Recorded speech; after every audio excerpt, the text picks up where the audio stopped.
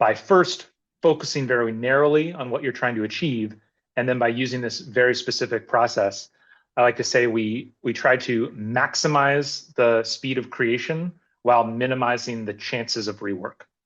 Hi, and welcome to Helping People Perform, the podcast that gives you fascinating insights into those people whose chosen vocation is to help others perform at their best. From consultants to teachers, sports coaches to financial advisors, all of my guests share a passion for getting the most out of individuals, teams, and organisations. Enjoy the episode. Hi everyone, and welcome to another episode of Helping People Perform.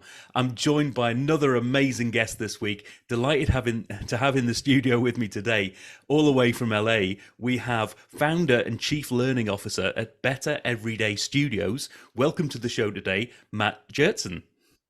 Thanks, Paul. I'm really excited to be with you. I love just the premise of the whole show. I think there's a lot of similarities with what I like to talk about and do.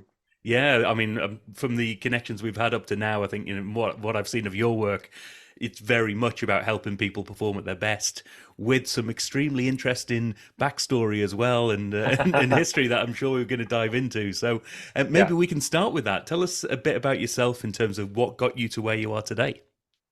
Yeah, so like I said, my name's Matt Gjertsen. I'm down here in LA. Have a little bit different of a background. So the main thing that I do is I'm a talent development person. So that means I help companies build employee training to help them, everything from orientation and onboarding when people first join a company, their compliance training to leadership training, and then all the way to skills training. Yeah. So, for a lot of listeners who aren't familiar with talent development or learning development, I fall under big picture HR. Right. That's kind of typically where I sit, but it's not where I started in any way. So I started as an instructor pilot in the U.S. Air Force. That's what I did for the first part of my career for about 9 years. I was actually not just flying planes, but teaching people how to fly planes. In order to do that, they send you to a school to teach you how to teach.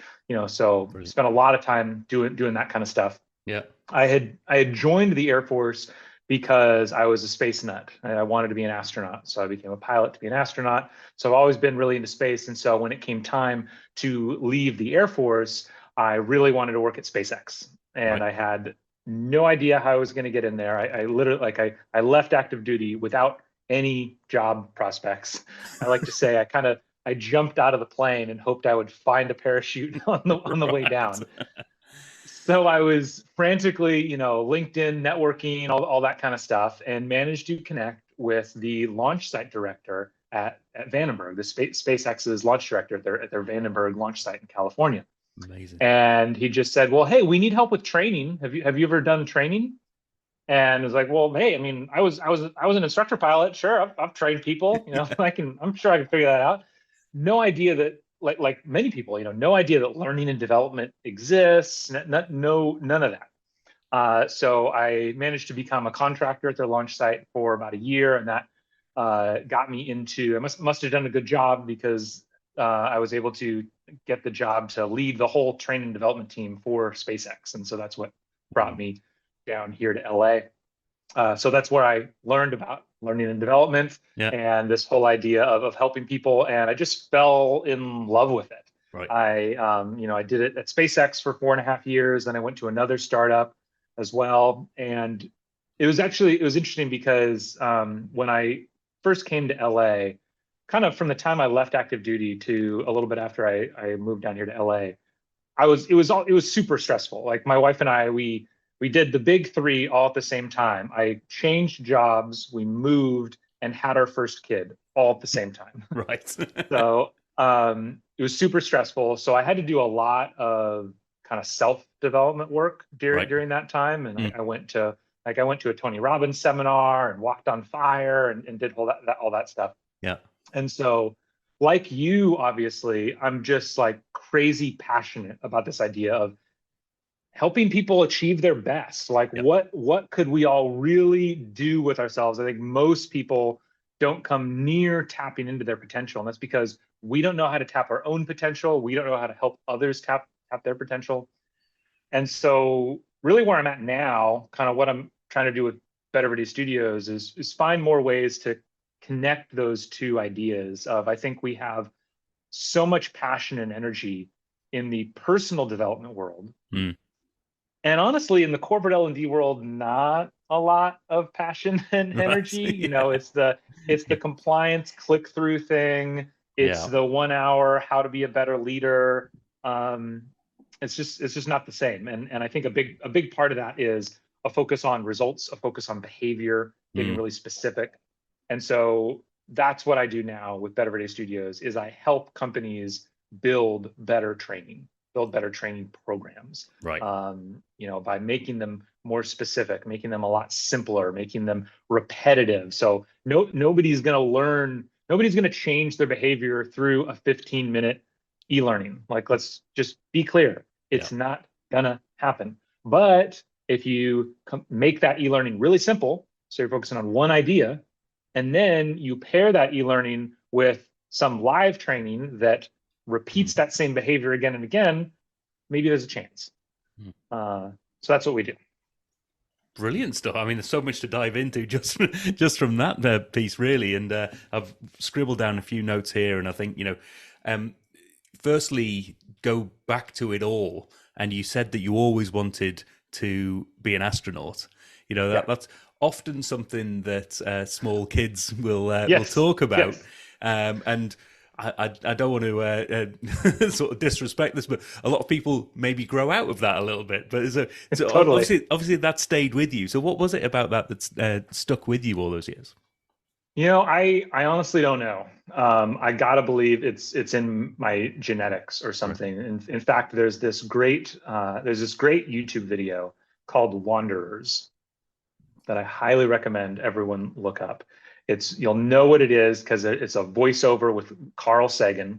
Right. And it's just a series, the imagery is a series of fictional, like creations of real places in the solar system. Right. And people being there. So it's like people are base jumping off of cliffs on Enceladus. And it's this whole thing like that. And the voiceover from Carl Sagan is this idea of how some people are just wanderers. There's just this natural desire to, things might be good over here, but maybe they're better over there. Like what's over, and if you think about the whole history of the human race, yeah, there's obviously we spread and spread and spread, and there's these both sides. You need people who are really good at being established and settled and building everything out and building efficiencies and building systems and building civilizations. But there's a portion of what we need to survive, which is also that but what about over there? and I honestly think I just have a little bit of that. I'm just really interested. I still plan on being an astronaut, as crazy as that sounds. I think it'll be a different form. I think we're on the verge of there being thousands and thousands and thousands of civilian astronauts. And so it's still a dream of mine. And it's just, I don't know, it's just always been this desire to explore and see what's out there. Brilliant. I'm smiling to myself because fairly much on repeat at the moment, we've got Moana on my daughter's yes, iPad. yes. That idea of wayfinders and people who have just got that itch to go to the next place and to try something different. 100%. And it's so interesting you bring that up because I've often done this thought exercise. I don't know enough to be able to answer this. I'd love to talk to people who really know. And I'd love to compare what is crazier. The idea of us in our current state going to Mars and making things work on Mars, or the Peloponnesians and people thousands and thousands of years ago making it to Hawaii and making it work there. That's insane. That's insane. And so I just think if they could do it, we can do it. Brilliant. I mean, such an inspiring thought. And the other part I noted down here is around that initial journey and the fact that you sort of found yourself in the L&D space. And this is familiar to me in a lot of ways, probably more leaning towards the facilitation back in my day. It's like you get involved with it because that's what the business you're in needs at that point. You find as if you've got a passion. And then I think about my wife as well has been in L&D, but she's gone from being all sorts, being a teacher to running a store to then going, oh, we need people to be trained in what's happening in this store. Oh, there's Yep. an L&D itch here. Oh, maybe I'm really good at this. I like it, and start to go down those routes. And I think it's one of those general sort of vocations in life where there's not many people that I know who've gone in to be in L&D. Yeah. They've often found themselves because of where it's at, and I'm taking it that's your experience there as well, is it? 100%. I think that's really is exactly, a lot of people just kind of find themselves there.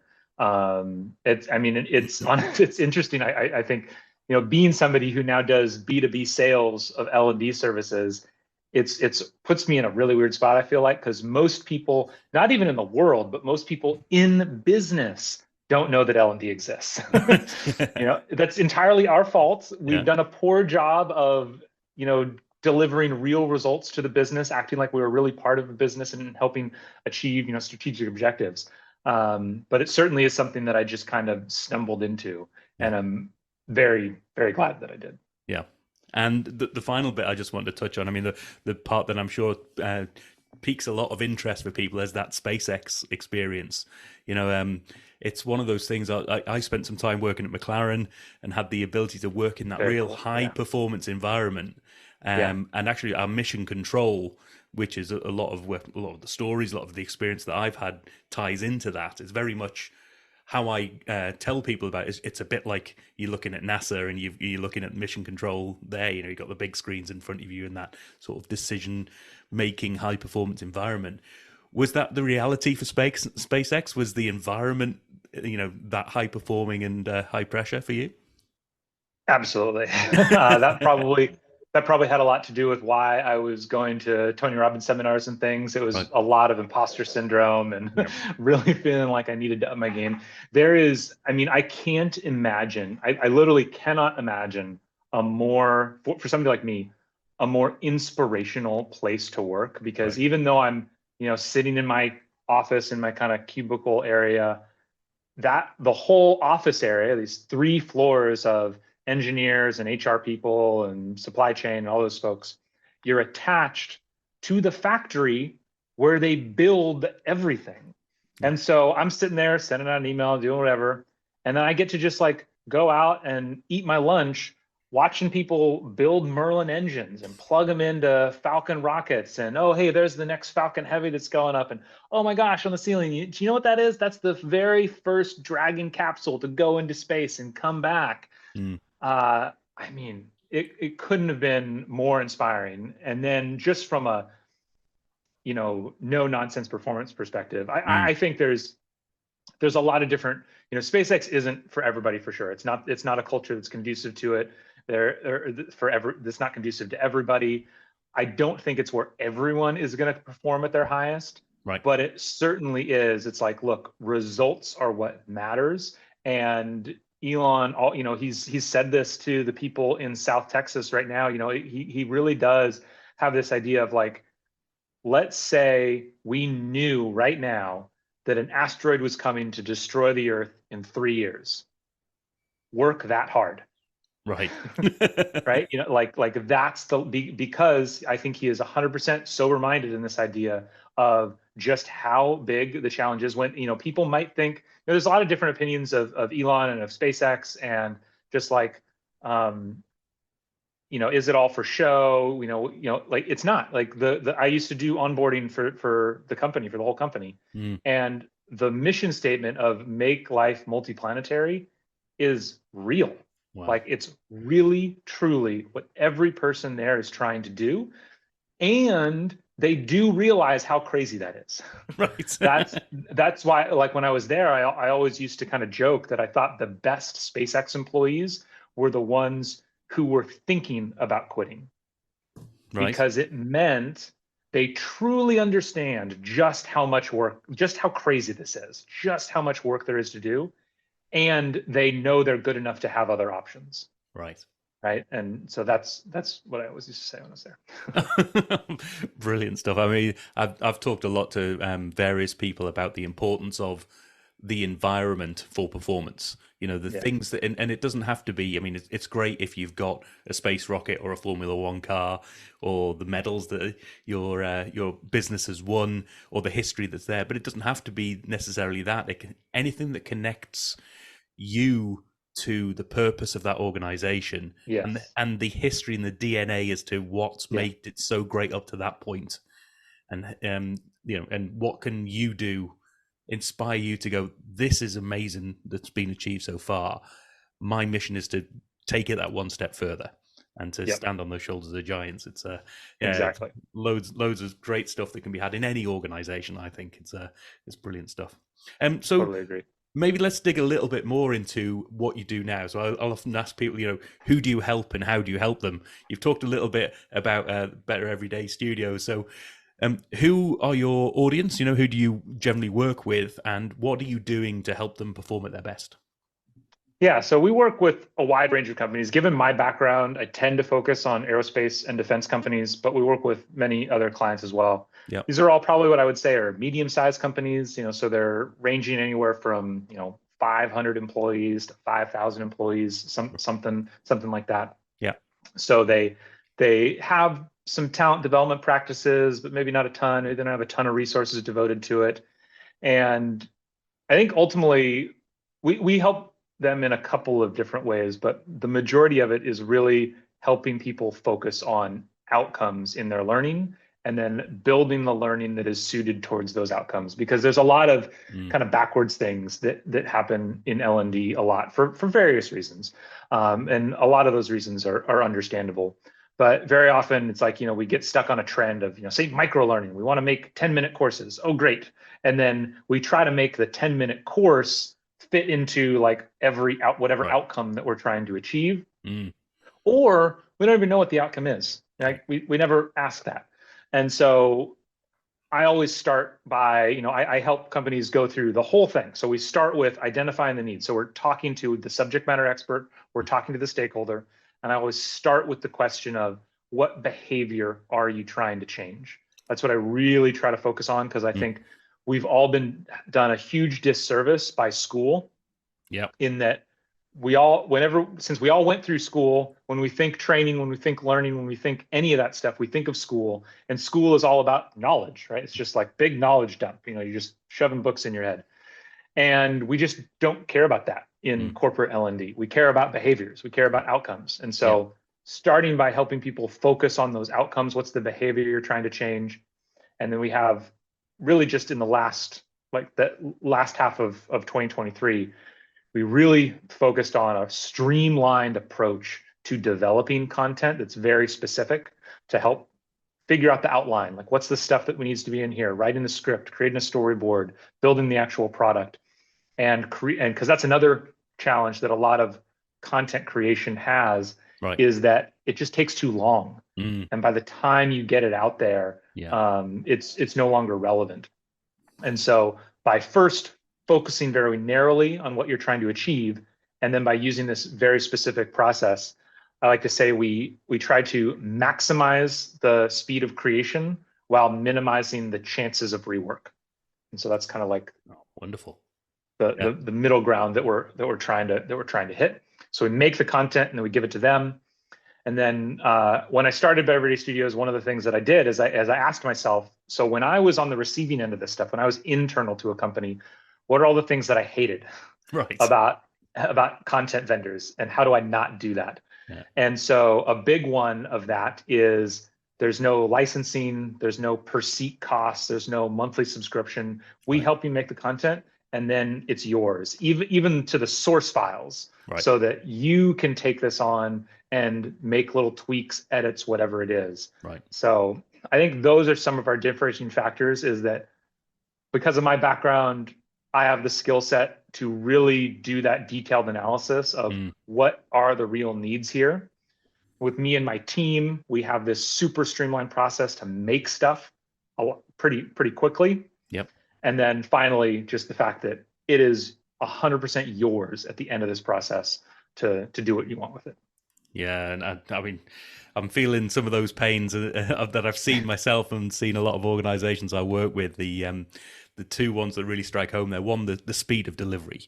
I mean, Yes. um, I think gone are the days, hopefully, but it seems you've really hit on this where you'd go in, you say, oh, I need this bit of training material, need this package. They may have a detailed conversation about what you need, what are the user experiences, all the rest of it. Then go away, and then a few months later come back with the final package and go, there you go. And by the way, if you want any Yep. amendments, that's going to be an Yep. extra 10 grand or whatever it might be on Yep. top of that, So Exactly. yeah, the frustrations of just not seeing being part of the process, or not seeing it Yes. quickly enough Yes. to be able to go, no, actually, it's a conversation I've had a lot recently where people go into workshops, they go into training programs, they do this with an idea as to what they want. But like any good product design, it's iterative. They go in and go, oh, actually, now that I've seen that, Yeah. that's not really what I need. I need something else. Yeah. But it's not until Yeah. they see those prototypes, they see the things coming through, isn't it? Yeah. Exactly. And I think that was really the key thing that we unlocked last year in this development process Right. is figuring out because the exactly what you just said, that is what makes the timelines get so long in Mm. this creation process, is when you get too far into it and you're like, oh, I actually want this, Mm. or I need this whole new idea. And so we And you got to really, rewind. yeah, you got to rewind and Yeah. redo.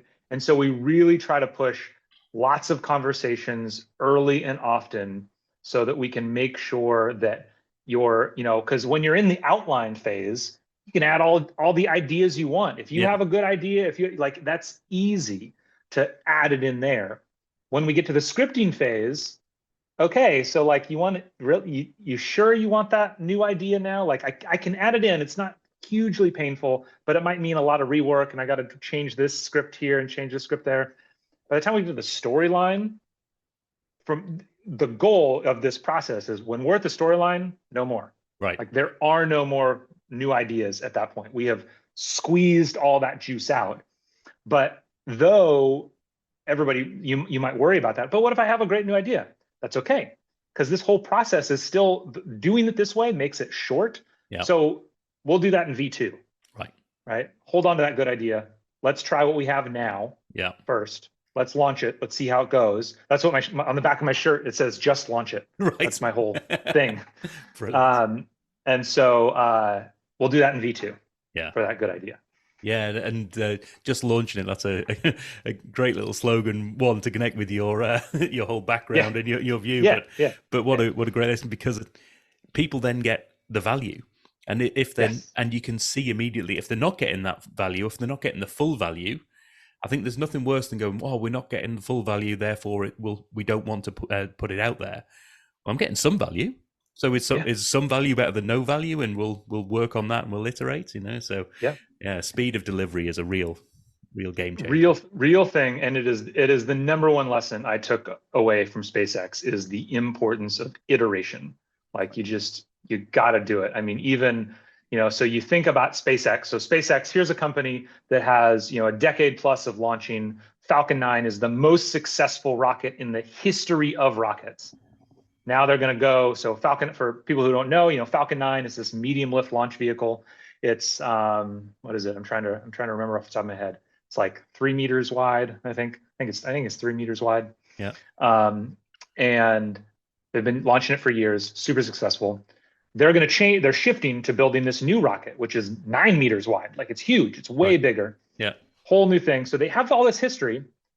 They take that into the build rocket, into this new rocket. It's this new rocket. They start doing it iteratively. The early tests, they're just launching like one little bit of it. And the first few tests all failed. And in an interview, Elon said, like, despite everything that they knew from Falcon 9, despite all the analysis that they had done, the reasons those first few launches had failed were not on their list of, these are the reasons this thing's going to fail. Right? Like, despite everything that they knew, they couldn't predict what was actually going to happen in the real world. Yeah. And so to everybody who's holding anything tight and being like, oh, but I just want to make this tweak, you have absolutely no idea how it's actually going to function in the real world. You don't. So just put it out there and learn. Brilliant. What a lesson in itself, just Yeah, a great one just to listen to and reflect on what you're doing at the moment, and to see how you can apply that thinking to yourself. sure. What are you holding on to? What's stopping you from launching? What can you do to test that out and get it out in the world? Yeah. Wonderful. Yeah, exactly. And so we try to take that kind of philosophy, to step away from like the things we do to how we help companies. We take that philosophy to all parts of a company. So it starts with compliance training. How do we take your normal, boring compliance training, make it streamlined, faster, simpler to use? Your Yeah. hiring process, how do you train hiring managers, how to interview people so that you can, decrease your new hire retention and speed up your ramp time, manager training, skill training. So the content that we're taking that whole design philosophy and Yeah. applying it to those real business challenges. Oh, fantastic stuff. And all of this leads to, I guess, my next question, and you've touched upon it a little bit, which is, how do you remain at the top of your game? What do you do to help yourself perform? Yeah. So it's interesting. I think one thing for sure is fitness. I've been into fitness for a really long time, so I'm pretty religious about at least on the weekdays. Like I wake up at like 4:45 and drag myself to the gym because Wow. I know if I'm not going to do it, then if I don't do it then I'm not going to do it. The day starts and Yeah. family and job, and so. But if I don't get that in, I'm not going to feel good. So that's the number one thing. I did have like a mindfulness practice, of meditation. I will say I've been off of it for a little while, but early on, that was really, really important to me. Mm. And I think for anybody that's on the fence about mindfulness or meditation, at least from my perspective, don't feel like you have to do it forever. Mm. But if you can do it for a good 6 months, just like the separation that you can build between yourself and your brain and yourself and your ideas, I think is critically important. Going back to what we were just talking about iteration and putting stuff out there, being on social media. Once you can create that separation, it's a lot easier to launch stuff, have it fail, be okay with it, learn. The number one reason we don't learn, in my opinion, is ego. Right. Like, because our brain is amazingly good at rationalization. Yeah. Like staggeringly good at rationalizing things.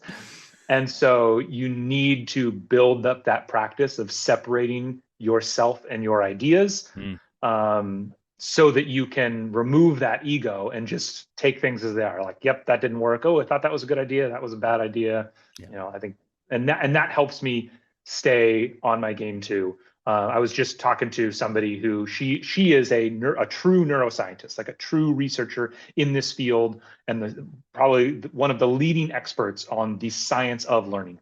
Right. And a few months ago, I had published an article in ATD, the Association of Talent Development, their magazine, and touching on brain science in my own way. Like I try to make very clear I'm not trained in this. This is just like a practitioner's view. Yep. And she messaged me. She didn't publicly call me out, thank you, but she messaged me. Just like, hey, you're kind of speeding on a few things here, and some of these ideas, you're making some generalizations. And I was like, great, thank you for saying that. Awesome. And I took that and I kind of looked at what I said and reconstructed. I'm working on reconstructing all these ideas. So at some point in your life, having some kind of mindfulness practice, I really think helps build that separation, so that when you get that criticism, you're like, cool, because they're criticizing the idea. They're not criticizing you. Yeah, that ability to not take things personally that's a game changer for a lot of people, isn't it? That's wonderful. Yeah. So let's ask you this then: if you've got this skill set, you've got this experience, and you've got this business, if you could help any individual or team or organization to perform even better than they are now, who would you want that to be? So for a while, my tagline was building a better future through learning and development. That's kind of how I thought of it. And so I love helping. This is pretty broad. I love helping organizations that are really trying to like build some new thing in the world. Right. So that's a lot of space companies. I'm obviously a big believer in space and the space economy, and so rocket startups or anybody doing anything in the space world, I'm all about. But that then also transitions into energy infrastructure. Just like I love helping. We're at this weird point, I think, everywhere in the world where we just have so much that needs to get physically built. I feel like we've spent, who was it, Mark Andreessen or somebody who said years ago, the world is getting eaten by software. Software is eating the world. Right. And it's really true. Like just the last couple decades have been all about coding all of our solutions to things. And that's honestly gotten us to the point where we just have a lot of stuff that needs to get physically built. I remember when I was at SpaceX, there was a time where the limiting factor on the company was the ability to find tube benders, like literally people who were qualified to use these machines that would take straight metal tubes and bend them right in a very precise way. And that just just like the importance of like building things is can't be underestimated.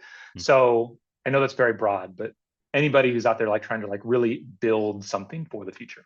Oh, wonderful. So if you're out there, make sure you connect up with Matt off the back of this.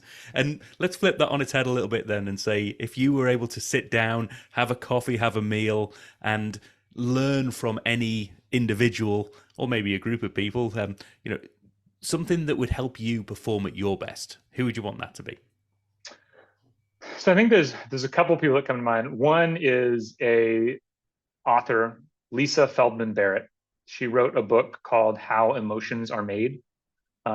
She has a new book out as well, and that book kind of changed my life. I really did learn a lot from that. So sitting down and having more of a conversation with her, diving into some of the stuff that she talks about and applying it to the people that I'm teaching, applying it to myself, I think would be really cool, because we are very emotional creatures that, and having a better understanding of that and how the brain works, I think that would be great. Awesome. And you said there were a couple. Is there another person? So she's my first one. Another one that comes to mind, same kind of vein, is Anders Ericsson. He has passed away, but he's a researcher on kind of like the memory of the science of memory and peak performance. He has a book called Peak that similarly kind of changed my life. Yeah. And so he would be a really neat person to sit down with. And then the final one that I'll just say, like, I gotta believe it would be life-changing to have a conversation with Tony Robbins. Like, right. I gotta believe it would be. Yeah, a lot of people I've talked to, I mean, whether you love him or hate him or anywhere in between, the energy of the guy is unbelievable. So yeah, the energy, and if you ever go to a conference or an event of his, like, you get it. Like, he's a salesman. Like, the whole third day is just sales. Like, cool, but like, get past that. Yeah. It can be a pretty crazy event. Brilliant. And so we'll put the links in definitely to those books that you've mentioned, and also I made a note earlier on the Wanderer YouTube video. Let's make sure we get that. But in terms of other links as well, how do people get in touch with you, Matt? Where do they go to find you, to reach out and to find out more about the great stuff you do?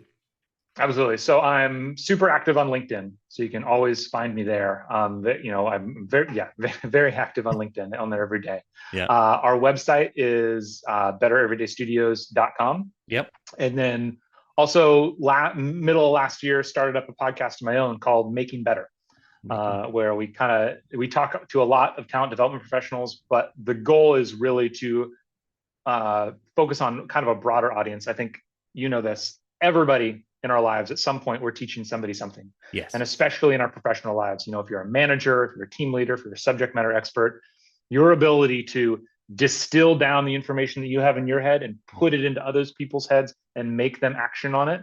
Yeah. Very, very useful skill. And so that's what we try to help people. How do you make people better? Superb. So we'll make sure that we've got all of those links as always. And as always, I'll always encourage my audience to reach out, reach out, connect with the guests here. Check out the great stuff. I mean, I've been having a look at some of the website stuff and some of your posts on LinkedIn as well. So there's some amazing stuff. I know you did a live session just today prior to this recording, and we were talking about that experience beforehand. So check out Matt's content there and do reach out. And finally, just thanks so much for sharing your story and for sharing some of those amazing insights today. Thanks for being on the show today, Matt Gjertsen.